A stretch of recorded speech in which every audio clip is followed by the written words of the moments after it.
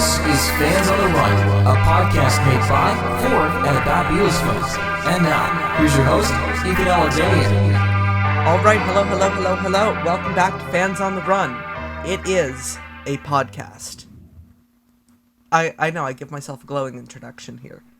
We have a fantastic guest today. When I started the show, I wrote down a list of names of people I knew in this Beatle world that I was thinking, it'd be really cool if I someday had them on my show. And the guest you're about to hear from is one of those names who was on that list. Would you please welcome author extraordinaire? I don't even know how to give a proper introduction because, you know, he's done so much. Bruce Spizer, welcome to Fans on the Run. Thank you so much. It's a pleasure to be here. Sorry if that introduction was a little lackluster. That's all right. I don't mind. Yeah. It's kind of a no-frills podcast. That's quite all right. So how are you doing, Bruce? I'm doing all right. I'm down here in New Orleans, which fortunately was not hammered by Hurricane Laura. So that's a good thing. So we're safe and sound. We did get a bit of a rain after it passed by, but very, very fortunate. Well, a bit of rain's a bit better than a hurricane. Absolutely. Yeah. Absolutely. So, kind of a non-Beatles related question first. Have you been listening to, or what kind of music have you been listening to these days besides the Beatles? Well, you know, I listened to a lot of music from the 60s and also 50s and 70s because that was, you know, the framework that I grew up in. Mm-hmm. As far as new music, every now and then something will come out and grab my attention, you know, and I had to laugh because years ago I was asked about what new music I listened to, and when I said REM, the person pointed out REM had been around at the time for about 20 years, so it really dates you. The most recent CD I listened to this morning, I was listening to the new Bob Dylan CD. So while it's new, obviously that's from an artist stuck in the 60s. So what's the name he's of that not record? stuck in the I'm 60s, trying to remember but what my the name mind of may the be. album is. So anyway, but my favorite type of music really is rock and roll and pop rock and things of that nature. Although I do listen to, certainly enjoy listening to Frank Sinatra, to jazz, Dixieland jazz being from New Orleans and things of that nature. So I don't just listen to the Beatles. And many years back when I evacuated for Hurricane Katrina, what I took with me in the car was some Mozart and some Beatles. I guess it would have been more appropriate if I'd taken some Beethoven, but anyway. Well, you had a good starter pack there. Right. Or a good finisher as pack. well. That's all you really need. Yeah. So anyway, I do love all types of music. Obviously, I listen a lot to Beatles when I'm working on a book project, you know, because I want to immerse myself in the album and as much of the recording session material that I can listen to that is available. Well, we'll get to this a bit later, but, you know, your latest thing you've been working on is your Let It Be book, which yes. There's no lack of material of recording session stuff out yes. there. Do you have the whole, I think there's like a 90 CD bootleg of all of those sessions? Yeah, the one that I have is a Japanese one, which I think is 83 CDs.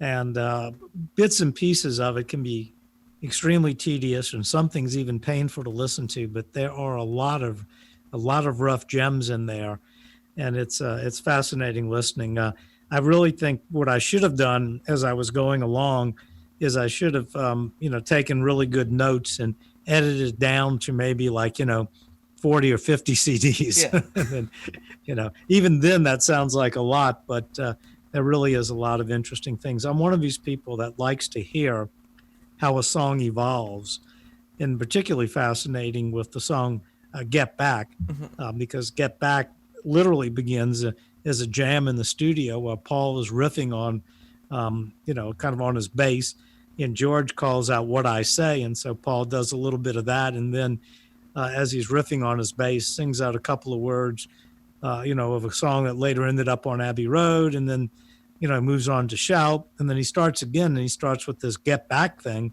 And the third time they do it, he's got, get back to where you once belonged.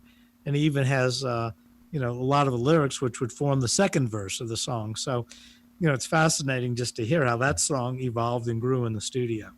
So I'm guessing that's one of the only Beatles songs that you can pretty much track the full evolution of. Yeah, pretty much. I mean, there's obviously no demo. I mean, it's just you're born and, birthed in out of a jam session at Twickenham Film Studios and then carried forward over to Abbey Road where they refined it some and then got a good proper master tape recording. Yeah. So I think he actually may be the only person I know who's actually listened to all, what was it, 83 CDs? Yes, 83. Wow. How long did it take you? It was over a period of about maybe 2 months. Oh, wow. So I want to jump right back to the beginning now. All right. When did you first discover the Beatles? I discovered the Beatles at, I guess, age 9. And prior to the Beatles, I was listening to a radio station, primarily WTIX, which was what we called a top 40 station. And it played a blend of all the hit music. And being a New Orleans station, it played a lot of rhythm and blues music. There was no homogenized clear channel back in the day. So you got, in local markets, they had their own music that they would play that you might not hear in other markets. So I grew up on a lot of Fats Domino and Ernie Cado and Irma Thomas and various other things. So you got all the good stuff just by being in New Orleans. Yeah, did great stuff. And my favorite group growing up as a kid pre-Beatles was the Coasters. I had a cousin who had given the album The Coasters' Greatest Hits to my older sisters, and I permanently borrowed it from them, and basically played it all the time. I loved that music. And what I remember was on the school bus right after we started up after Christmas break, hearing the song, I Want to Hold Your Hand, and was immediately captivated by it, the freshness, the excitement of it. And, became a fan immediately after that. So this would have been Christmas 63, January 64. January 64 when I heard it on the school bus. I don't necessarily recall hearing it on WTIX before then, although it's possible I could have heard it once or twice. But the first time I really remember hearing it was on the school bus. I'm going to make a wild assumption and say you're one of those 73 million people who saw them on the Ed Sullivan Show. Yeah, that would be a good assumption. I remember sitting in the, in our living room on the TV, and the entire family, my parents and my 2 older sisters, and I watched it. My sisters didn't scream, but I could tell they were very intrigued by what they were seeing. I was focusing in on the music, but in addition to that, watching the video. And it's funny because, you saw it once, and it wasn't like you could play the video again and again and again in those days. Yeah. And yet I remembered certain scenes like the, camera closing in on Ringo and then pulling back and things, and how cool that was during I Want to Hold Your Hand. And many, many years later, when I saw a film of them, on the Ed Sullivan Show, it was, yeah, I remember that. That's really cool. So, there were certain things that were just permanently ingrained into my brain. And the Beatles on the Ed Sullivan Show was one of them. I had a Swanson TV dinner, which had macaroni and cheese and fried chicken. I remember that was my dinner that night. There you go. You couldn't have a better Sunday night. Yes, and when we hit the anniversary of it, big anniversaries of it, I will duplicate it as best I can, although I upgrade a little bit and might use a Stouffer's macaroni and cheese and maybe Popeye's fried chicken, and also throw in a glass of wine. Well, that makes it even better. Absolutely. So what was the first Beatle record you remember owning? First record that I bought was Meet the Beatles. And I remember going to the record store with my mom and telling her that I, had saved up my allowance a little bit and wanted to buy it. And of course, it was too much for my allowance. So my mother just bought it for me outright. And that was the first one, was Meet the Beatles. And people tease me about that because the first book I wrote was The Beatles Records on VJ. I didn't buy Introducing the Beatles at the time because I had a cousin who was 6 weeks younger than me and who lived close by, and he had Introducing the Beatles. So between the two of us, we had it covered. So out of those 2 records, which one do you prefer, Meet the Beatles or Introducing the Beatles?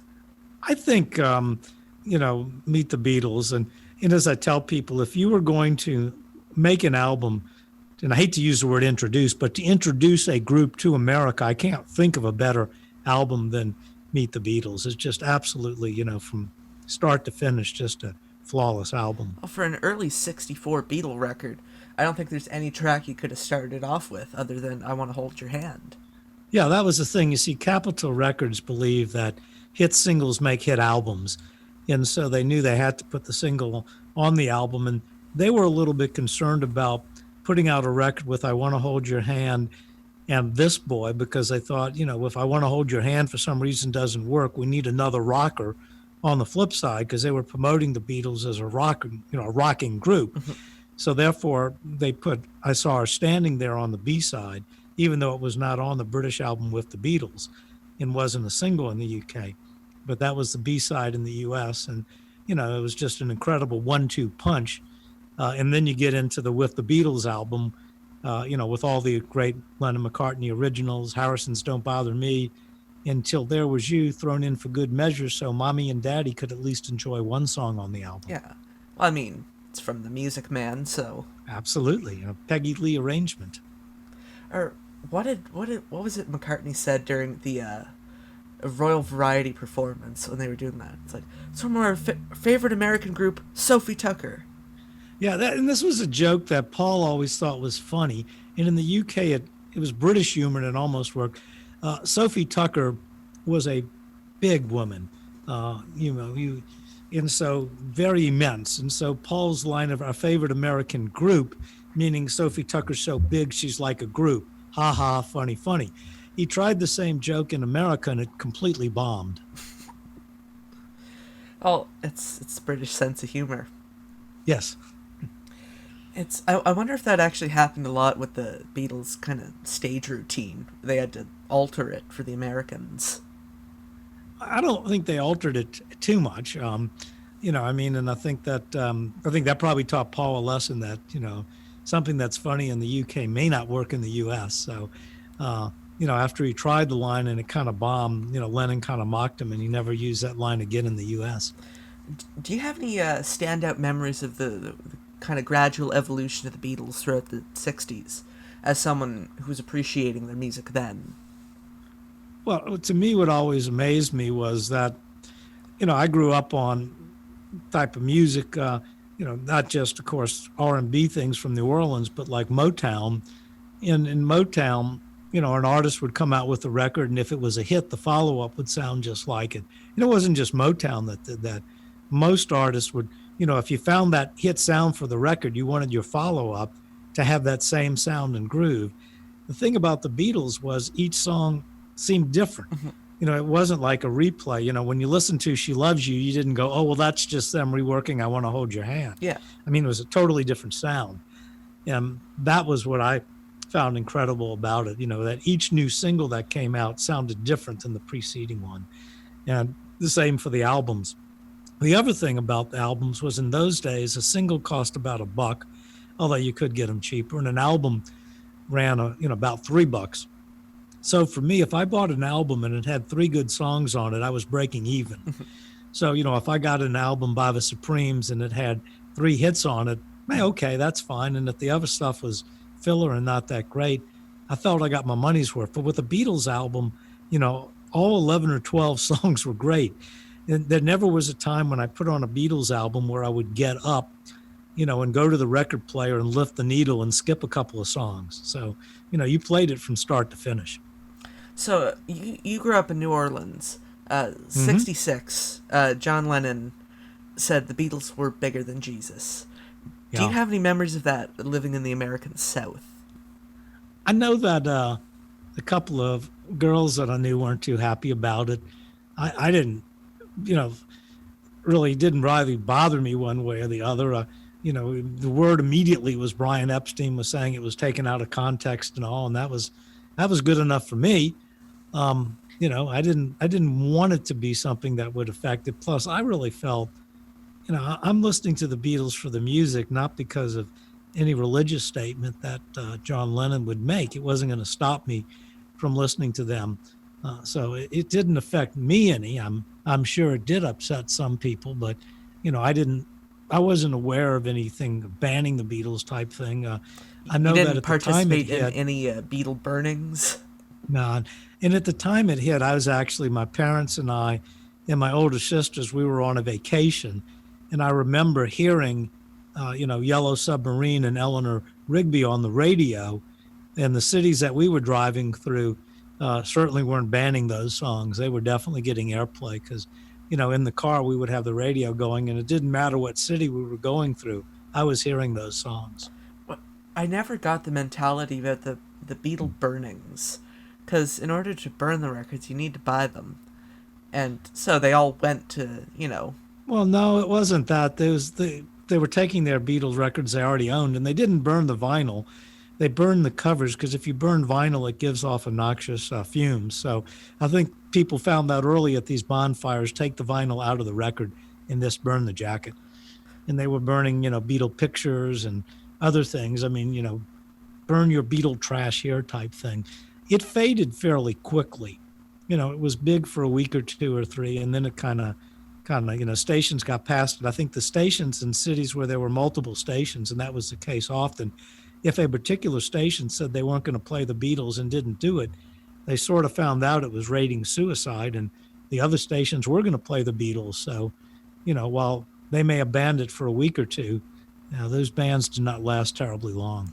Yeah, I don't think that could have been any better marketing for a competing radio station than publicly announcing you're not going to play the most popular group in the world.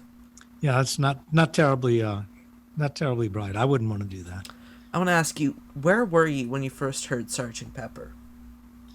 Sgt. Pepper came out in the summer, so by that time I would have been at camp. And so I really didn't hear Pepper too much until I got back.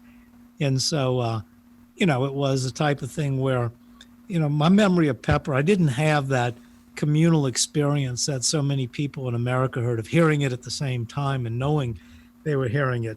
And I kind of missed out on that to a certain extent. I remember being blown away by it, particularly, it was clever at the beginning and catchy songs and all.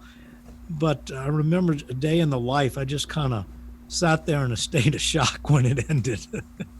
And I think we actually were lucky in the U.S. because the U.S. pressings, unlike the British pressings, did not have that high-pitched whistle and the intergroove gibberish. Yeah.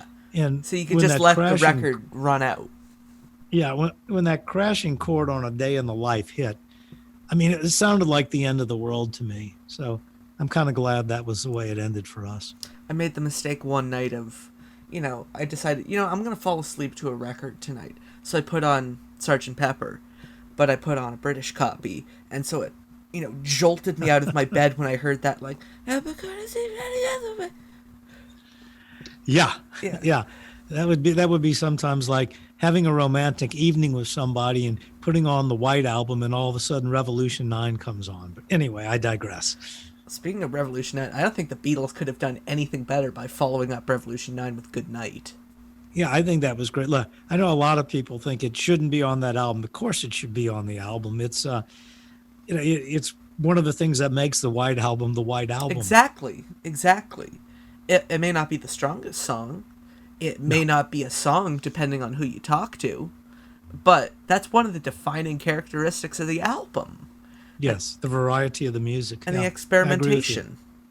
Yeah, the White Album is my favorite Beatles album. It is by no means their best. It's not their best. It's just my favorite. Well, those two are different things. A lot of people I talk to, I ask, what's your favorite Beatle album? And they say, Sgt. Pepper. It was the most important album. It's like, no, that's not the question. Right, I agree. It is the most important. It's not their best. No. It's not my favorite. It doesn't have the best songs. Like you say, it's their most important album. I think Revolver's a much better record, but it didn't have as much of an impact as Sgt. Pepper did on everything in the pop culture around it. Yeah. So, I want to ask, you're a lawyer. Oh, I am? No, you're right. I am a lawyer. So, you were practicing, are you still practicing law? Yes. So, you're practicing law all these years. How did you make the transition from lawyer to Beatle author? I mean, that's a good question because, look, after the Beatles broke up, I was still in high school. I dutifully bought all the solo albums throughout high school and through college. And by the time I got to law school, I was still, buying them, but I wasn't, playing them as over and over again as I would of a Beatles album. One of the reasons was that most of the solo albums were not as good as any of the Beatle albums, which isn't to say they were bad. It's just, it's a pretty high standard. And although I always remained a fan, I kind of got away from it for a bit. And back, I guess, around 20 some odd years ago, maybe 25 years ago by now, I was working on a really big lawsuit for about a 4-year period. And it was a class action suit involving retirement benefits that had been taken away by a company, and the participants had been really screwed badly. And spent 4 years on a class action case and got a really good check for 4 years of hard work. And what I noticed at that time was that roaches had eaten the spines of my cardboard Beatle album jackets. And so I wanted to replace them, but I didn't want to replace them with records from the 90s. I wanted to get the real thing. And when I would read about, in some of the books I had about these record albums, particularly the ones on VJ, and when I would ask dealers about them, they'd say, oh, yeah, this is the way it was. And to me, I'd say that doesn't seem right. And they'd say, no, it's in every book. It has to be right. And being a lawyer, I thought, well, what if every book's wrong? So I decided that I would go ahead and do some research on it. And I knew a record dealer, Perry Cox, Beatles memorabilia and record deal. And Perry said, Bruce, I'm doing a new price guide one of these days, and could you write a little article on the VJ stuff? You seem to know a lot about it. So I wrote an article and I sent it to him, and Perry said, oh, this is really good. You're a good writer. This could be the basis for a book. And I thought, well, that's kind of silly. But then I thought about it some more, and I thought, well, I'll need to do a lot more research. So being an attorney, I know how to research and know how to write. And the Beatles records on VJ and Beatles records on Capitol, and they're on two competing labels at the same time. So I thought the companies must have sued each other. And in doing research, I found out that there were 4 major lawsuits involving Capitol and VJ. And there was, you had, I think, 2 in New York, 1 in Chicago, 1 in LA. And I went ahead and contacted paralegal services in those 3 cities and had the records in those lawsuits copied and sent to me.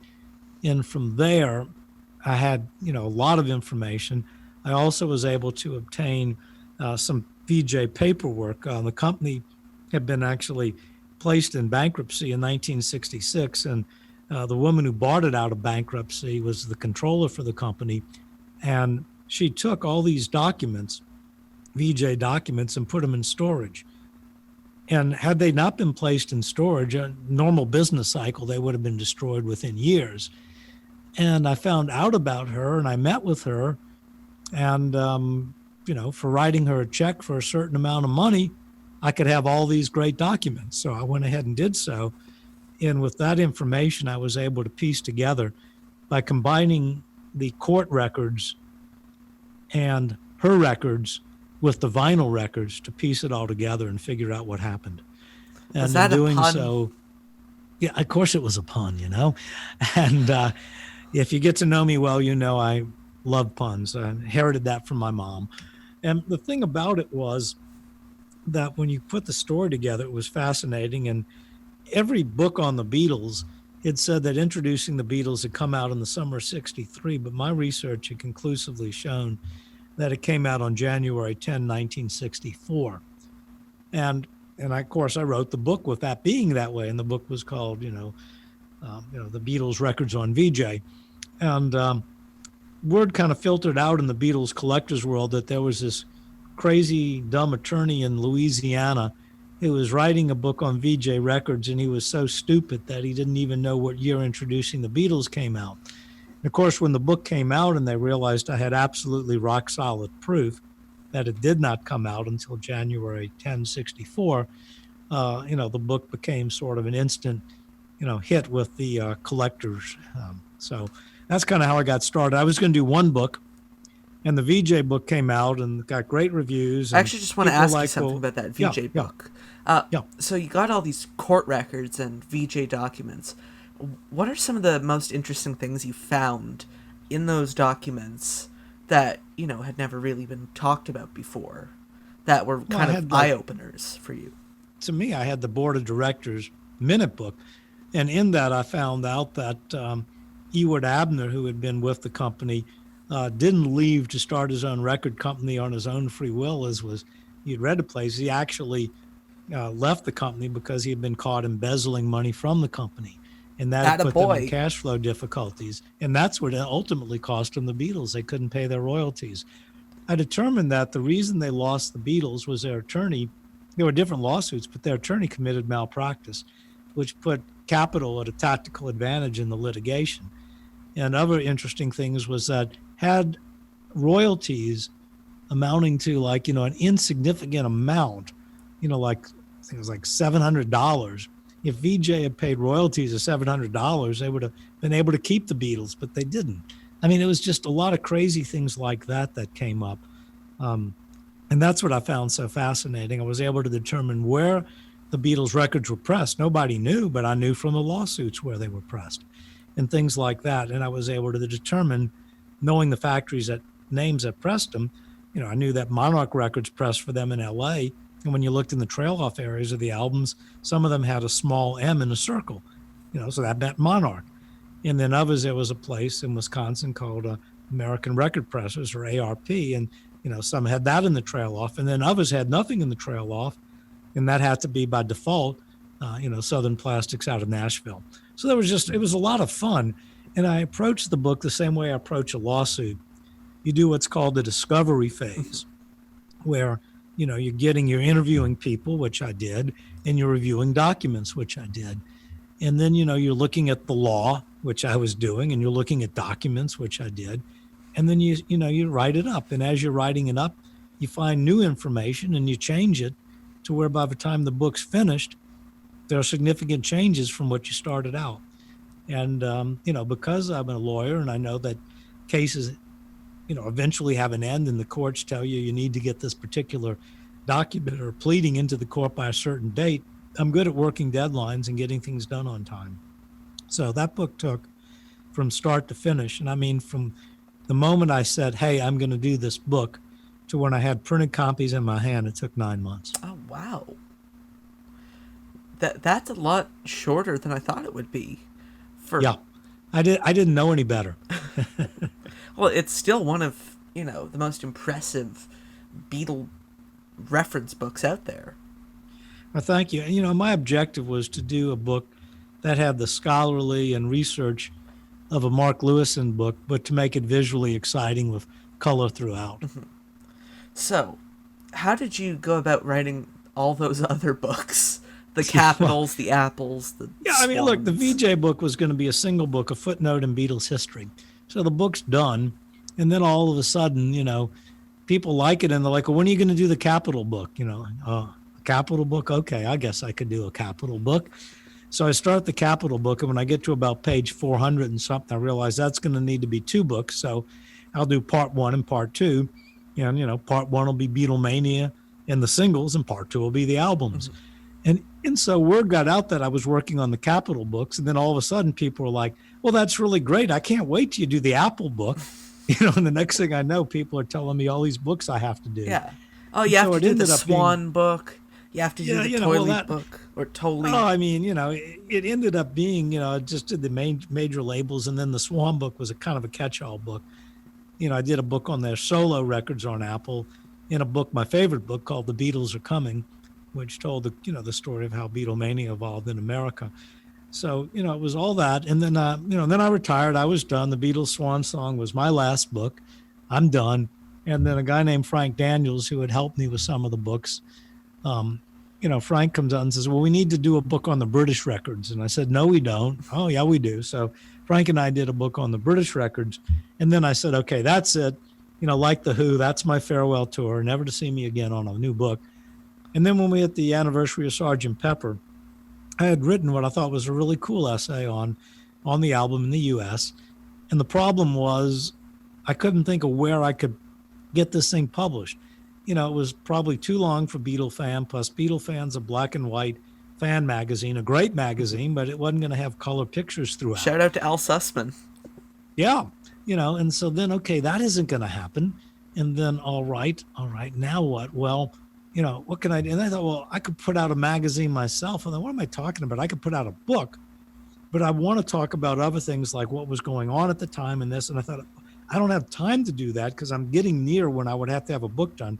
And I got the idea to contact Al Sussman and say, Al, could you write an article about what was going on in 1967? And, Bill King, could you contribute something? And Pierce Hemmingson, could you contribute what was going on in Canada? And Frank Daniels, could you write about the other music at the time? And then I got the idea of, it would be fun to just hear from other fans about when they first heard Pepper and what Pepper meant to them. And so I solicited from my website fan recollections, and I started getting these wonderful, heartwarming stories, where somebody who, we played the Beatles, our mom had died, and we lived in the country, and we went and we got Sgt. Pepper. And when my dad heard When I'm 64, he really liked it, and it meant so much to us, and things like that. And then I get one from a guy who says, I was going to a recording session. I was with the Royal Guardsmen, and it was summertime, and we were going to record a Christmas single. You record Christmas singles in the summer, and it was called Snoopy's Christmas. And I pull off to the side of the road when I'm hearing Sgt. Pepper, and I thought, that's really cool. And I thought, you idiot. Musicians are big Beatle fans. I thought, who can I get? And I knew someone who knew Peter Tork of the Monkees, and I contacted her. And she said, well, let me see if I can get Peter to do something. And so she forgot about it. And a few weeks later, I call her up and I said, Karen, did you ever contact Peter? Oh, Bruce, I'm sorry, I forgot. Let me shoot him an email. So about 20 minutes later, I get another email from her, and it's like, here's what Peter had to say. And it was like, 20 minutes later, Peter, from his heart, he had written this really wonderful fan recollection. And then, the coup de grace was that I knew someone who knew Billy Joel. And Billy Joel wrote a really good fan recollection about the first time he heard Pepper. And so I ended up calling the book, the Beatles and Sgt. Pepper, a fans, meaning in plural, perspective. And when the book came out, people were like, well, Bruce, of course you're going to have to do a book on the White Album. And then it was like, okay, I'm just going to do this album series. And so the first book on it was the Sgt. Pepper book. The second one was on the White Album, called The Beatles' White Album and the Launch of Apple. The third one was on Abbey Road, called The Beatles' Get Back to Abbey Road, which was a bit of a pun because the book covered the Get Back single through the Abbey Road album, but it also talked about the story how in 1969 the Beatles got back to Abbey Road. They started at Twickenham Film Studios, which we'll be talking about in a little bit. They then were at Apple, then they were at Olympic, so they were at Trident, there were all these different studios, and then they get back to Abbey Road in July and stay at Abbey Road and do this great album, which ended up being called Abbey Road. And so for the fourth book in the series, what I remembered most about the Let It Be album was I would get Rolling Stone magazine, and I had read about what the Get Back album was going to have on it. It was called Get Back, but it kept getting delayed and delayed and delayed. And by the time we got into 1970, it seemed like almost every issue, Rolling Stone was talking about it getting delayed again. And then, finally, Let It Be comes out. So I thought, okay, I'll call this book The Beatles Finally Let It Be. And it also was a broader pun in that the number one question that Apple has been asked over the years was, when are you going to release, the Let It Be film on DVD or Blu-ray? And so with the Peter Jackson film, they were going to have this new film, but also finally release Let It Be again. So once again, the Beatles finally let it be. And then, of course, COVID-19 hits and the film gets delayed a year. But I decided I was going to come out with my book anyway. And so on September 4th, the date the Peter Jackson film would have come out, those who order the digital edition of the book from my website, Beatle.net, or the collector's edition of the book from the website, Beatle.net, they will be able to download the digital version of the book, and we'll actually ship out the hardcover edition of the book probably on September 16th, it's looking like now. Well, that's just Apple Records on top form, though. Getting delayed. And that's you on top form with all those puns. Because we've already established you like puns. Absolutely. So, I think that's a perfect way to segue into talking about the Let It Be book. Absolutely. I want to ask, what do you think is the biggest misconception, even among big Beatle fans, amateur historians, what do you think's the biggest misconception about those sessions? Well, I think that people tend to think that they were horrible sessions. There was constantly fighting and bickering, and I could understand why you would think that. You watch the film, and there's this scene with Paul and George arguing about George's playing on a song, and we know for a fact George quit the group, and in the British magazines later on, John talks about how miserable it was in his Rolling Stone interview in 1970, how miserable, or 71, how miserable it was. And you get that impression, and the film was dark and all. To be fair, you can't take anything he said in those 1970 no, you Rolling really, Stone interviews at face value. value. You really can't. You can't. But here's the thing. Yeah, they clearly, George quit the group. It couldn't have been all fun and games. But when you listen to all of the music, all 83 hours of it or whatever, there are a lot of really fun times there. And that's why I'm looking forward to the Peter Jackson film, because I think he's going to show, look, these guys had their differences, but they had a hell of a lot of fun in the studio as well. Like, even when George left the group, he ended up with that really interesting jam session. I think it was even later that day with John, Paul, Ringo, and Yoko. I think you're being very polite saying it was interesting. Whether it's good or not is irrelevant. It's one of the most interesting Beatles-related recordings. Or you'll listen to the version of Don't Let Me Down that John does after George leaves. And it's horrendous. It's just absolutely horrible. And it sounds like John singing it bad deliberately. And very well may have been. So, they needed, even though John, we'll just get Eric Clapton to take his place. Yeah, right. It was important that George, of course, rejoined the sessions. And George, insisted that they start again up at Apple. And the other interesting thing that had happened was George had recently seen Billy Preston in the band that Ray Charles had. He was in Ray Charles's touring band, and he had remembered Billy from when Billy was in Little Richard's band, back in the day, back in Hamburg even. So here, he got the idea, went backstage, talked to Billy and said, look, why don't you drop by Apple? So Billy shows up at Apple, and Harrison brings him down to the basement studio, and he sits in, and it had two effects. One was that the Beatles wanted to do this album without overdubbing. And in some of the Twickenham stuff, you can hear, this song would really be good if we had piano on it. And so here's a keyboard player that they can use. And the other thing about it was that when you have company at your house, you generally tend to behave better. You may not argue in front of company as much. Yeah, it was the Beatles on their best behavior. Yeah, and that helped a lot too. And so Billy Preston not only was an important part of the sound of that album, but also, making them get together a lot better. So, they go from Twickenham, which is a dark, giant, cold soundstage at a film studio, and they're supposed to be there during the day when they're used to recording late afternoon and into the evening hours. So that was culture shock for them as well. So, look, it was going to be rough doing things at Twickenham. And when they went to Apple, the mood certainly did improve. So I think people thought it was all misery. That's certainly not correct.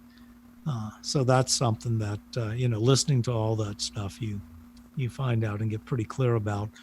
And then I think you get different opinions about the different albums. And to make the obvious pun, it was a long and winding road to get to that Let It Be album, because, you were in a situation where you've got what Glenn Johns did. And if you listen to the Get Back albums that Glenn Johns did, they are by no means perfect. No. He didn't want them to be perfect. But I think he kind of overplayed his hand. His idea was, like the Beatles with their socks off, and that's all good and well, but most people's feet smell funny.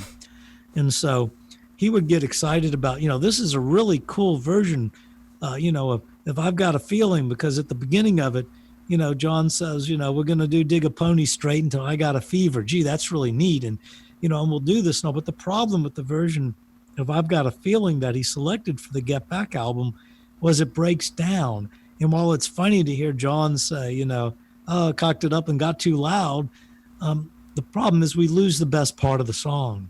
And that's when John's singing the Everybody Had a Hard Year part that he wrote in counterpart to Paul's I've Got a Feeling. And so you lose the best part of a song. Why would you want to do that? And, and some of the other songs just weren't the best takes. Two of Us is kind of slow and plodding. And and these are like from the earlier parts of the sessions. And he focused too much on that and, takes an earlier version of The Long and Winding Road when there's a much better version recorded on the last day of the sessions. So I think if Glenn Johns selected better takes of some of the songs, left in the studio banner before those later takes, maybe, I think it would have been a vastly better album. So the Beatles knew it sounded amateurish, particularly once they'd released Abbey Road. It really sounded like, an amateur type album. And Phil Spector was brought in on it. I think it was something Alan Klein really wanted. Yeah. And so Spector comes in, and look, some people vilify Spector for what he did. Some people think he was great. I think there are strengths and weaknesses on the Spector album. I absolutely love how clean and crisp Two of Us sounds. Mm-hmm. I absolutely love the fact that he took all those versions like Dig a Pony and I've Got a Feeling from the rooftop. They sound great, much better than the Glenn Johns selected versions.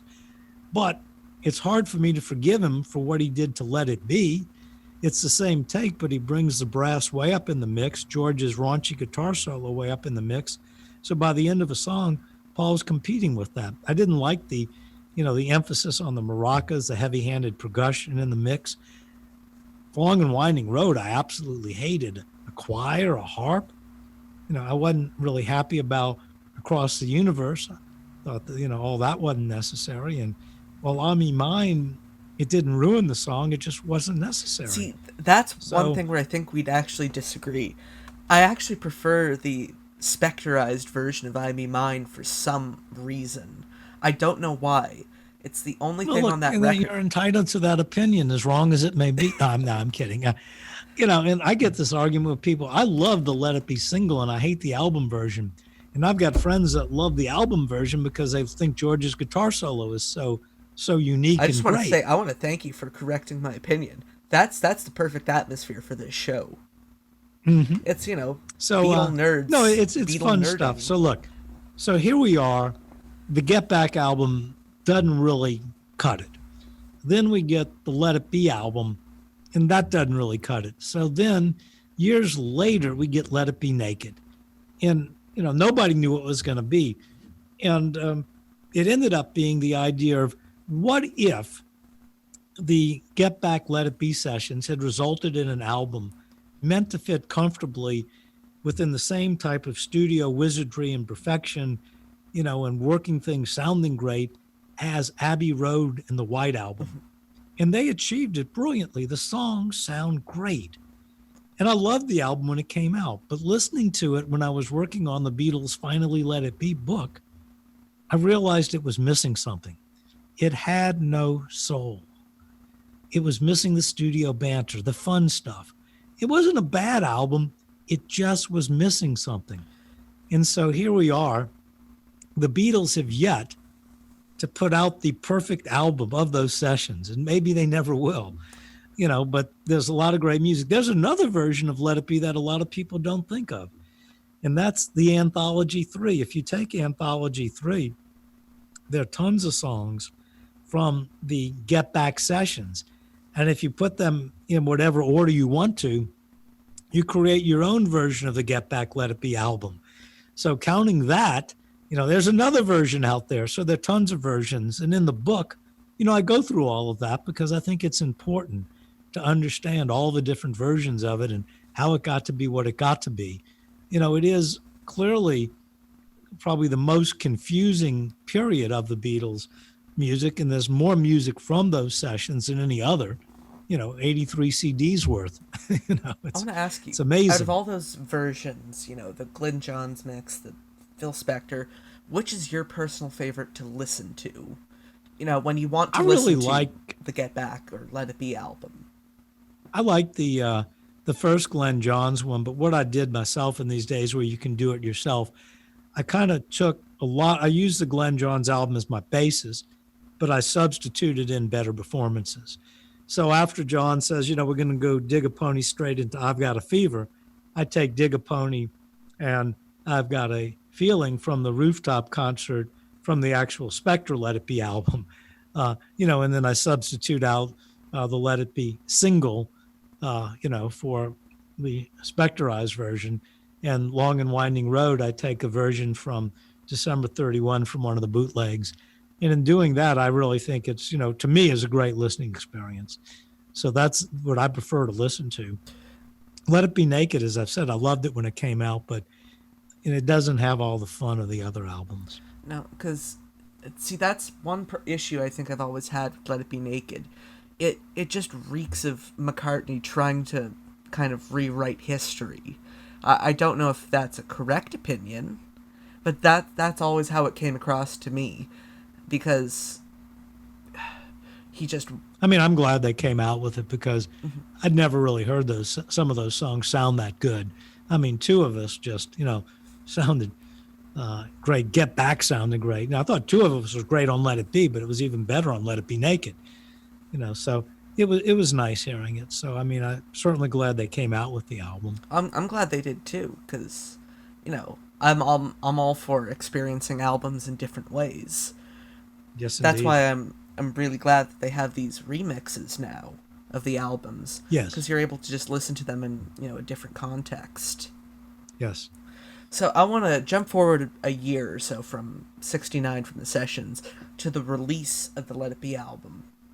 Yeah. From my own kind of understanding, it seems to be one of the most, or at least the most confusing Beatles American release since Absolutely. Capitol had stopped rearranging the tracks. Right. I've always heard that the reason why the album came out the way it did with like the Red Apple was because there was some sort of contractual thing with United Artists. Is there any truth to this? The contractual part of it is correct. The red label, no. The thing was that the Beatles signed or Brian Epstein for the Beatles had him sign a deal with United Artists for 3 films and 2 soundtrack albums. Why it was done that way, I don't know. Perhaps the thinking was that maybe one of the movies the Beatles would do would be a dramatic type movie that wouldn't have a soundtrack per se. So I don't know. But anyway, the contract clearly said, that it would be for 3 films and 2 albums for United States release soundtracks, because United Artists have this company, United Artists Records, primarily in the States. And this was an idea that a guy who worked for United Artists in the UK had the foresight, and this was before, Beatlemania totally dominated the UK, and he's thinking ahead and saying, I think this group's going to really be big. And he gets the idea, we should sign them for a film contract for a couple of films, and in the contract state that United Artists Records, because they're already signed to EMI in the UK, but United Artists Records in the States will get 2 of the soundtracks. And so A Hard Day's Night comes out, the soundtrack's on United Artists Records, and then Help comes out, and it's Capitol's turn, and they get the soundtrack album. And then many, many people make this mistake, and it's in almost every Beatles book, and I can assure you it's wrong, that Yellow Submarine is the third and final album of the third and final movie of the deal. That is completely wrong. The cartoon, and even the people who did the cartoon for the Beatles, they felt it was. The Beatles wanted it to be, hey, this is how we get out of this stupid movie deal we're in, because by then they realized they're not going to be doing another movie. And United Artists said, no, it's a friggin' cartoon and you're only in it for like a minute. No way. You still owe us a movie. So Yellow Submarine was not the third film. It was distributed by United Artists, but it did not count as the third film. When Spector took over the management of Apple, Spector was like, why do you guys want to do this as a television special? Originally, Get Back was going to be a television special. And why do you want to do that? You'll make much more money if you make it a movie. Put it in theaters. And so he went to United Artists and said, look, we know we owe you a movie, so we'll do this as the movie, and you'll get the soundtrack album. He went back to Capitol, and Capitol was upset because they were going to lose an album. And what he did, he told Capitol, look, I'll have United Artists agree to have Capitol press the albums. So even though the album is officially distributed by United Artists for Apple, the album was pressed by Capitol Records. So that's why you see, if you know what a Capitol record looks like, you know it's a Capitol record. Why the red label? Alan Steckler, who worked for APCO, Alan Klein's company, decided that special albums should have a special label, so he decided it should have a red label. Just like for George's All Things Must Pass, special albums should have a special label. Why not orange labels? Simple as that. Although, what made it a special album in terms of... It's a soundtrack album. It's the soundtrack from a Beatles movie. And they planned on selling boatloads of them. And they did. They sold between 3 and 4 million units almost right out the box, which was an incredible amount of sales with the promotion of, all the hit singles in the movie. Now, in the UK and in many other markets, it came in a box. Including Canada. And Canada with a booklet. In the U.S., United Artists and probably Klein didn't want to do that because they felt it would affect sales. So instead, they did it as a gatefold album and charged a premium for the gatefold, but only $1 premium. And it sold incredible. See, this is the kind of stuff I love, as especially a Beatle record nerd. When you look at the British stuff and the American stuff, it's even like things like the catalog number. It doesn't really match up with any of the others. No, it's United Artists catalog number. Because it would have been... I'm not exactly completely familiar with the Capitol cataloging system. It would have been like SMAS or SMAL with the gatefold. Yeah. Something like that. That's correct. Yeah. Because I know there's SMAL, SMAS, which I think is something with the booklet from Magical Mystery Tour. Yeah, L would be libretto yeah. booklet. So yeah, I feel like I'm talking out of my ass here because I only kind of know. But and the thing too that you have to understand how this thing evolved. We talked about Twickenham, but the whole Get Back idea and project really started in September of 1968 when the Beatles did the promotional videos for Hey Jude. They were done with Michael Lindsay Hogg at the direction. They were done at Twickenham, and they were done with a live audience. Paul got the idea of why don't we do a concert where we'll play, maybe like 8 new songs and some oldies, rock and roll stuff from our old Cavern days. And, we'll do these rehearsals. And it was going to be that. We'll play some tracks, from the White Album, our new album. And then the idea was, well, why don't we learn some new songs? And so the next thing it evolves into something totally different. Originally, if you were in the UK, you would have been reading in late 68, the Beatles were going to do this concert of White Album songs. It wasn't called the White Album, but songs from the new album. And first it was going to be at Royal Albert Hall, then it was going to be at the Roundhouse, and it was going to be, we don't know where it's going to be. Then the concert got postponed, it got canceled. And so, its roots really start back with the Hey Jude Revolution promotional video. I want to jump into, you're world renowned for your reference books on records. I want to talk a little bit about the records.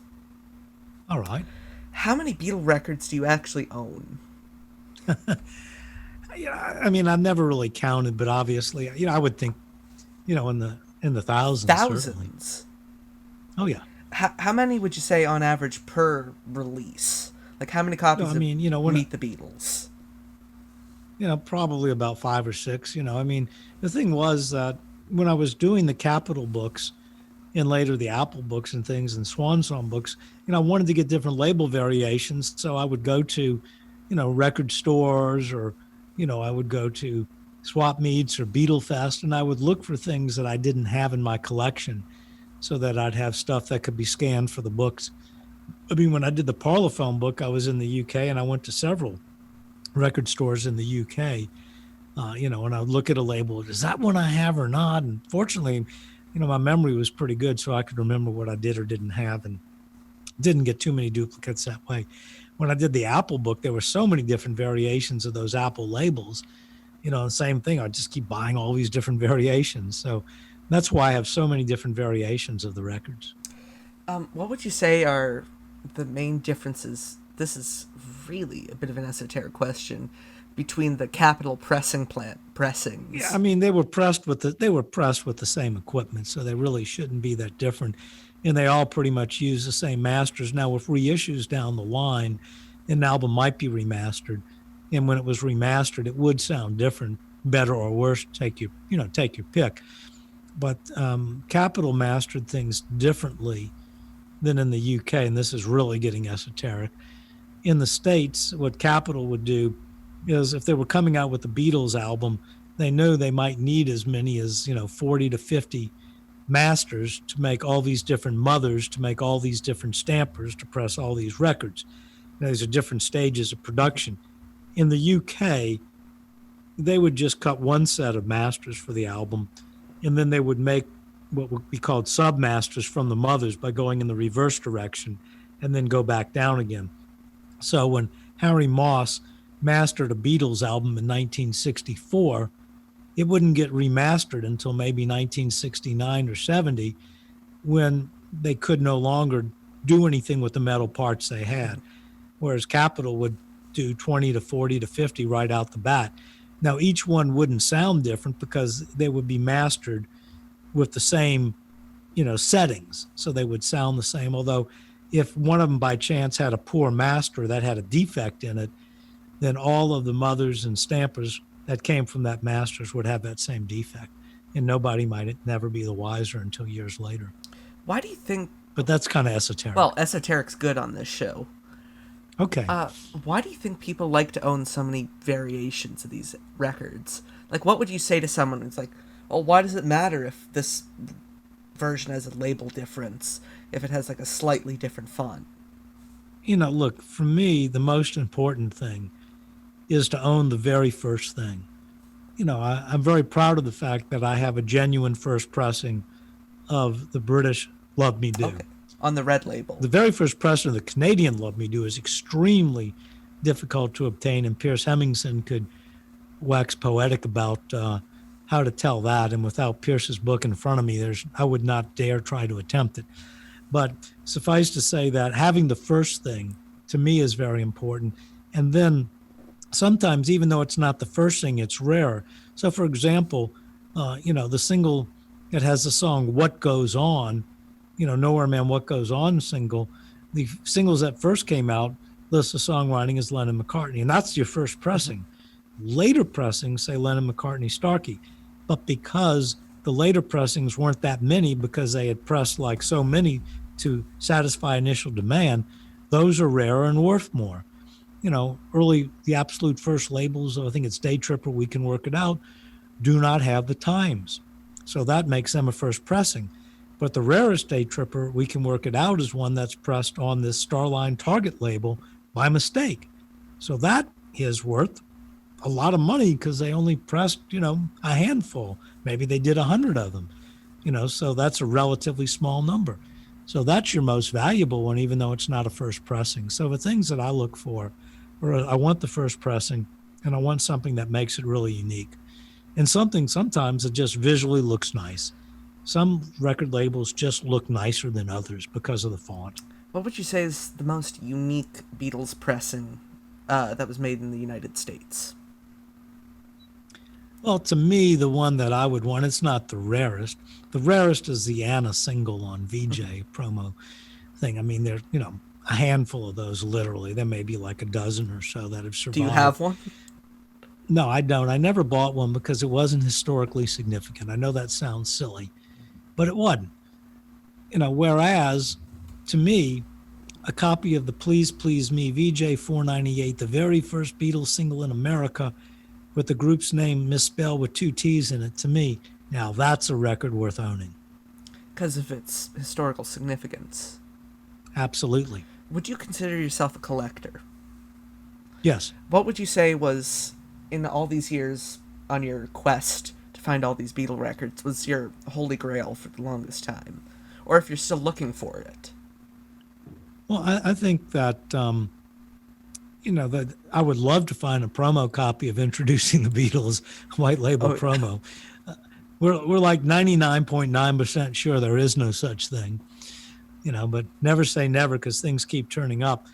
I mean, one of the cooler things that a buddy of mine discovered a year or so ago was a test pressing for an EP that Capitol never put out that was going to have on it Yesterday Act Naturally, I've Just Seen a Face, It's Only Love, and that was going to come out instead of the until they later changed their mind and decided to put out the Yesterday single instead. Really? Yeah. I had no idea about that.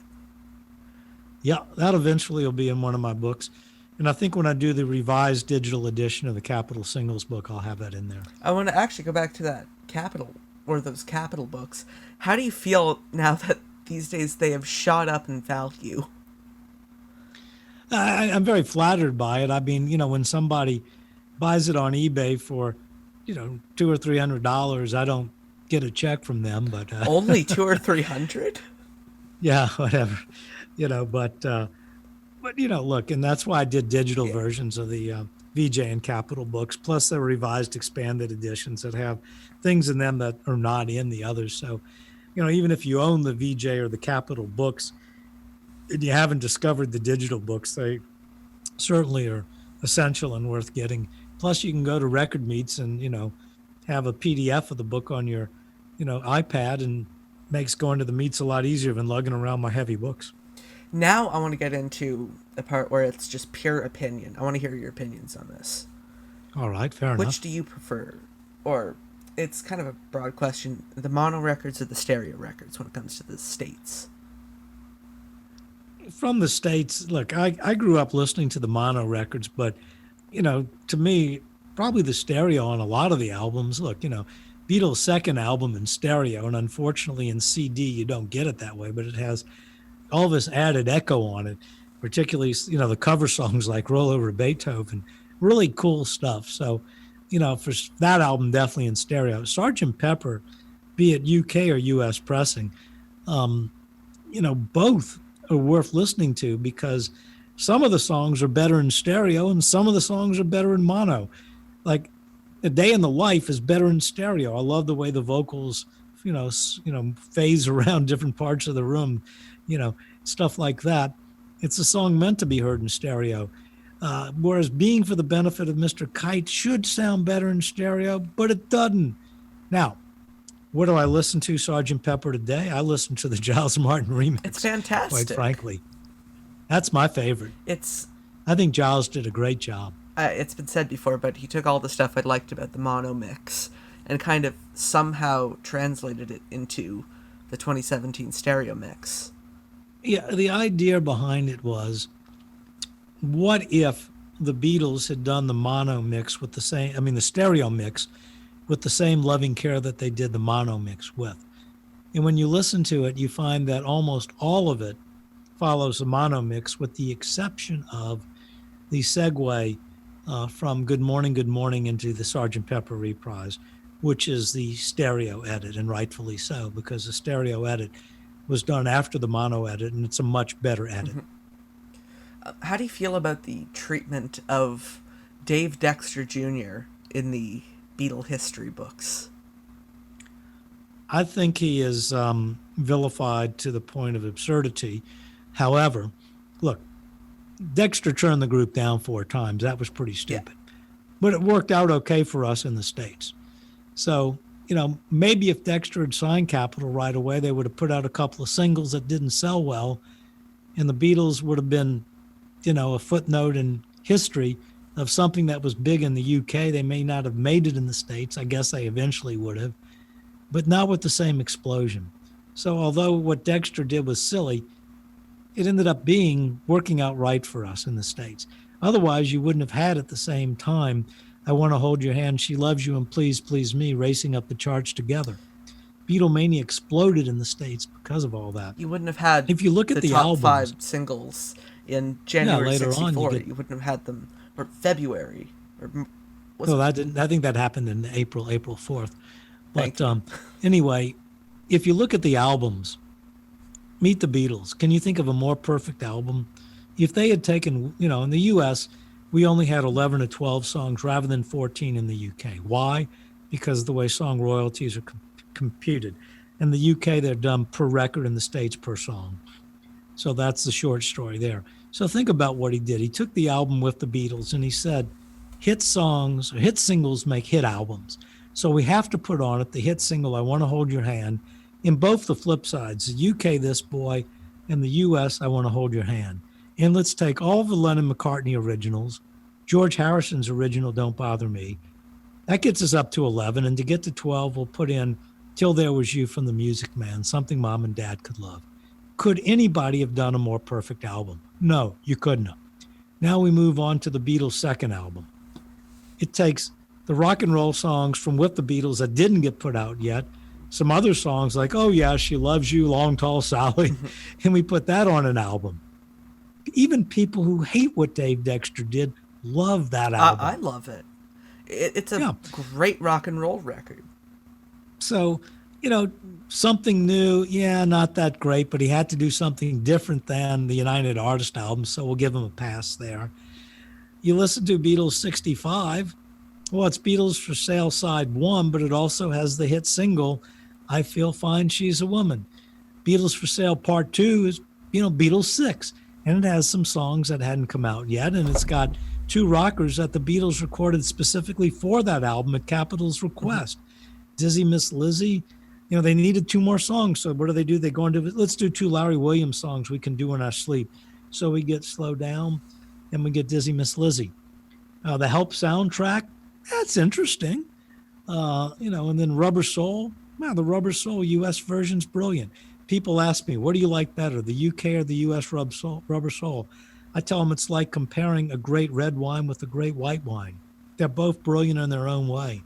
Accept them both. I don't even really consider them the same album. One's this cohesive folk rock album and one's just a great album. How great were the Rubber Soul sessions? Think about it. They record 16 songs. When the Beatles Hits album come out, the Red album, out of those 16 songs, 8 of them are on that album. That's how great the songs were for the Rubber Soul.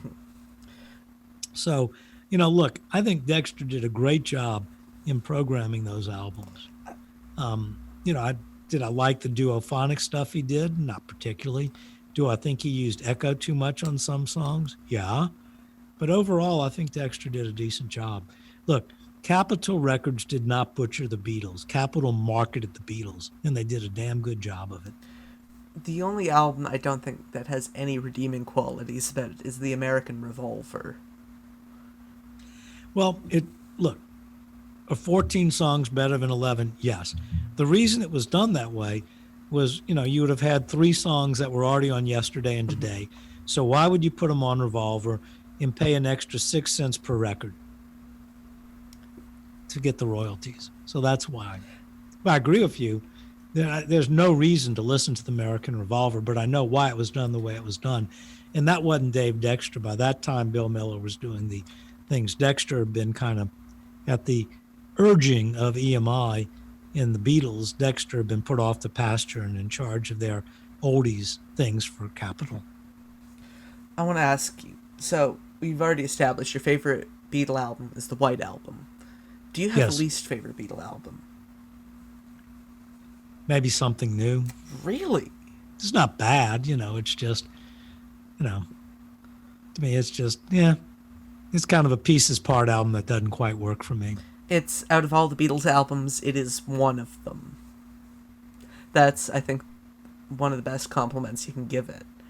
It was one of the Beatle albums. Yeah.